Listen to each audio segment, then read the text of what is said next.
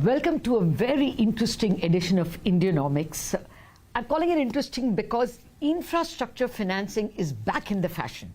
And why is it back? Because the organization created by the government 2 years ago, the National Bank for Infrastructure and Development, has been able to raise about 28,000 crores.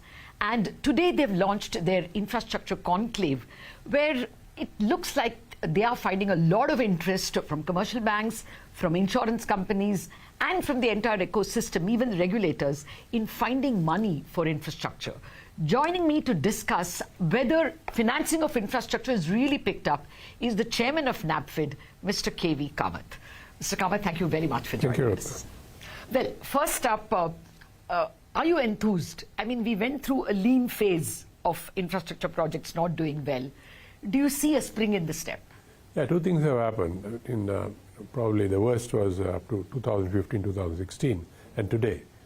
For example, the default rates have dropped dramatically. It's now less than 1%. So you have credit-worthy borrowers on the other side of the picture. What was needed was long-term financing for these companies who are coming into the market now, borrowings. So far, banks were meeting their thing. They did a great job. But there's a natural misfit between a bank financing an infrastructure project and a long-term financial providing. And that is, infrastructure projects by nature are longer. And you have a bank where the average maturity of is 1 year or little over 1 year. So you're carrying a risk which has to be hedged and difficult to hedge. Enter the long-term fund. The long-term fund has a problem. Where is his source of funds? You remember the DFIs of the 90s? Yes. That was a problem. They didn't have the long-term. But today, with the development of the pension industry, the insurance industry, and even the mutual fund industry, you have a range of providers of funding to this. And we heard from SEBI that now there is a very active bond market in the country. Yeah, more innovation can be done, but there is already an active bond market. So in a way, NaBFID is right in the middle of this. You quoted a number. Now, NaBFID's approvals, I think up to the last month or so, put up 1.5 lakh crores. And I would expect that to significantly increase, almost double over the next year and a half. Now, our capital is just 25,000 crores. If we take our net worth, maybe 30,000 crores. We have raised 30,000 crores. But to meet even what we already approved, we need another 90,000 crores, which will come from the capital market. So we are going to be there in bigger and bigger measure over the next 6 months to a year. And as our book builds, the approval book builds, we will be coming into the debt market even more to a more significant amount, so that we can meet the needs. I will come to NaBFID's own activities in just a minute. I still want to measure the ecosystem and its interest. For the first, your CEO Rajkiran Rai presented that for the first time we have a large amount of patient capital. If you look at insurance kitty plus pension funds, he pointed out it is 115 lakh crore. Bank deposits is about 210 lakh crore. And infrastructure and pension is growing at 20% nearly, whereas deposits are growing at 11%. So the catch-up will come. Do you see this insurance and pension fund taking interest in infrastructure? Because insurance by its very nature is less risk-prone. Yeah, see, the idea was that if you can sit with these providers of funding and explain to them the risk profile of the assets that you are financing, then they are satisfied. But imagine that this sitting was happening 15 years back, where you have a very nascent infrastructure industry. It was not private or not public-private, it was still government, so not market tested. Then you have private companies come and market test, and there's a problem, the stranded assets of 2014. And why did that happen? Because a whole lot of problems which you had not anticipated hit you. Acquisition, environmental clearances, and so on, and delays and so on and so forth. All those have now been addressed, as a result of which what was peaked in probably 2016 at 5 or 6%, we're now talking of a little over 1%. Now when I think the patient capital, the owner of patient capital, or where it is resting today, looks at this, he looks at this as a good way to invest. He gets a higher rate of interest than a government security would provide him. Do you think banks will move into infrastructure like they did when you were at the helm of ICICI, the 2000 to 2010 period? the percentage of the bank's book in infrastructure was significant at that time. In corporate itself, it was significant. Now, 60% is retail for a bank book. Do you see them coming back or overcoming the blues of the previous decade? 2-3 things need to be seen. One is, what is the ideal asset mix for a bank? They are at a one-year end of shorter loans, whether it is typically short cycle working capital loans or retail loans, yes, which are typically resettable loans, are probably the ideal product. Asset liability for match for them. Then you need to probably round up your portfolio and have 15-20% in other assets which can be hedged. Again, you don't want to go 10 years, 15 years, not 15 years, but even 8 to 10 years, yes, with 1 year liability on your, or 1 year assets on your side, and take 1 year liabilities on your side, and take a risk. So you will then run a balanced book, of which a small proportion will be term loans, either to industry, SME, or for infrastructure.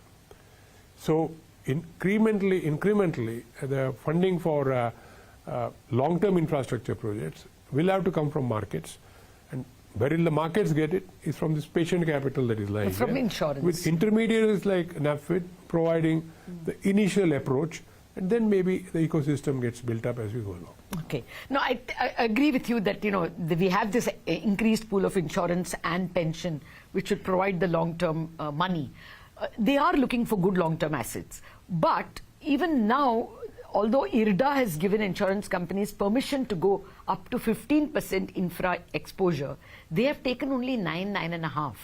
What is the hesitation? Transitionary phase. It's a transitionary phase. It will in no time at all we will say, why not increase it? It's a transitionary phase. They've not even taken that much in InvITs, actually. You see that only as a recency bias. These are products which are only 1.5 yes, years old.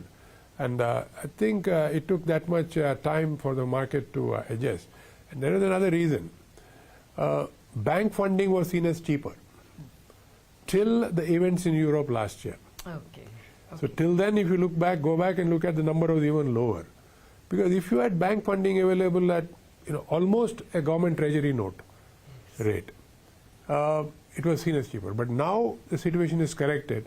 The banks, in a way, are required to price higher, and then things fall in place. The other positive thing that has happened is government is not crowding out.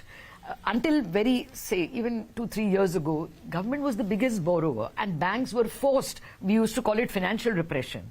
Now fiscal deficit is coming down and there's a huge buyer of government bonds that is landing on our plate because of India's index inclusion.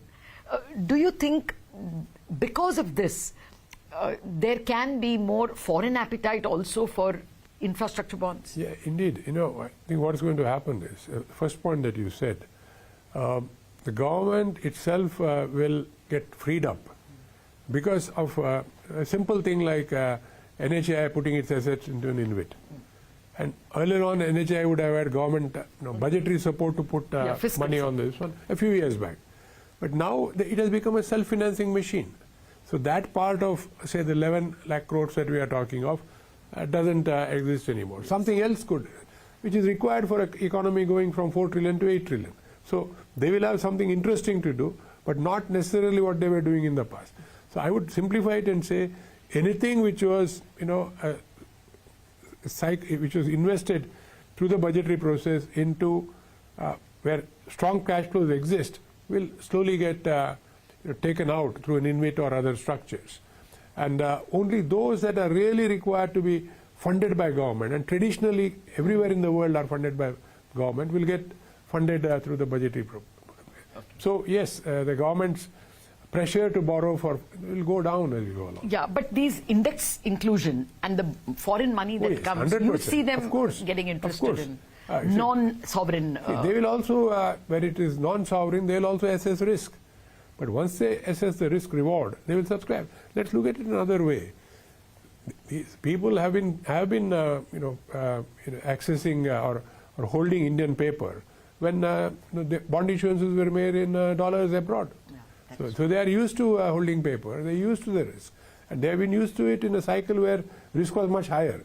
Now risk is lower. So now what is the risk that they will have to really contend? is basically the exchange risk. Now, the exchange risk also, my view is, if we continue growing, which I believe we 100% will, at the numbers that everybody is talking about, 7% or up, the rupee should strengthen.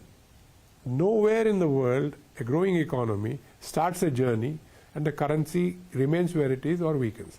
I'll give you 2 data points. Japan of 1970, inflation was 8%, interest rates were 8%, and Japan of 1995, and exchange rate was 350 to the dollar. 1995, interest rate 1%, inflation 1%, and your exchange rate was 90 or 95 to the dollar.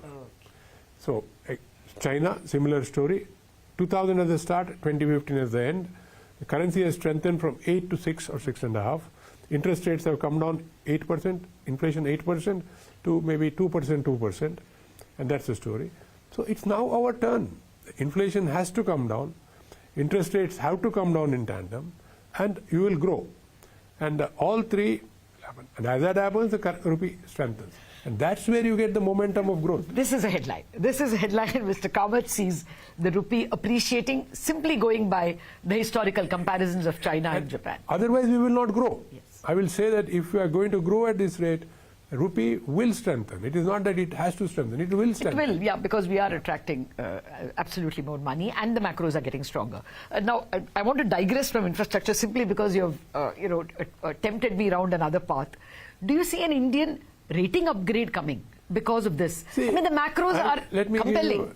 I think, again, we need to sit with the rating agencies and do a heart-to-heart talk, as it were.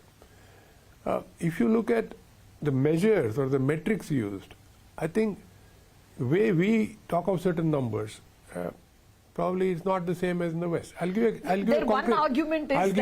you a concrete number. Yesterday I was with somebody who is well known globally in the economic world. So he said, I didn't know till yesterday that when we talk of 83% debt to GDP ratio of the government, that includes the provincial debt. He said, in my country, we talk about 43% as that is only central government debt. And that's only the central government. The cantons are not included. Oh, okay. And if you include the canton, it's probably the same number. So you have a lot of these things which then add up, and that some rating committee, you basically are not getting the due that you ought to get.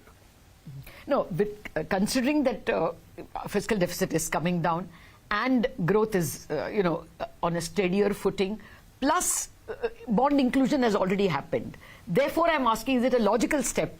It's a logical step. That rating upgrade will come. It's a logical step. So we need to, I'll put it the other way around. What is the fear that they have that we need to address? This is a country which has never defaulted, has run fiscal and monetary policy in the most, I would say, conservative manner that you could imagine. Is growing at 7%. So this, do you think we'll get a rating upgrade in a year? Is that? I would be optimistic that we should get that in a year. And again, we will need to make the case very strongly. Well, let me ask you to hold your thoughts, sir. We have to take a break on that note. But thereafter, I want to ask Mr. Kamath, what went wrong with our previous experiments? We had development financial institutions, ICICI, IDBI, IFCI. Mr. Kamath himself was head of one of them. What went wrong over there? Those questions after this short commercial break.